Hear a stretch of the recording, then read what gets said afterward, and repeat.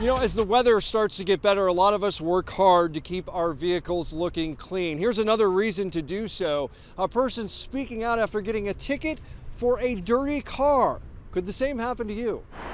Haven't made it to a car wash in a while? You might want to. Can your dirty car get you a ticket? The short answer is yes. More specifically, a dirty license plate. The Highway Traffic Act is specific. It says the entire license plate, number plate, front and back must be visible.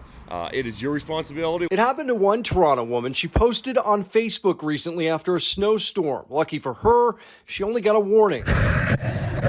We always tell people clear your vehicle of ice and snow, roof, hood, lights and so on, but that includes your license plate. You need to be visible. Most drivers we spoke with, I think it's extreme.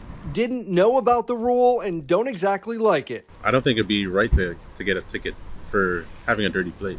But police say it's important. Someone from the public may very well call in a license plate. And if they can't differentiate one letter from another, we may be sent off looking for a vehicle that does not match that description. If you're driving during a storm, there might be exceptions. If you are driving on a highway and there is snowfall, it's also unreasonable to suggest that you have to stop every 10 minutes on the side of the road and wipe the plate off. So in that case, if you said, well, I cleared the car off before I left, that might be a plausible defense. It's not just for dirt and snow. Other license plate obstructions can also get you in trouble. But here's where the law gets tricky. How much of the plate must be visible? The numbers, of course, but the wording too, like Ontario, yours to discover? The Highway Traffic Act does say the entire number plate. So that includes the words of above and below. I think that's nonsense. Especially given the fact that most car dealerships give you plate borders that block that wording. But a driver who was pulled over for that challenged it in court. And the court ultimately,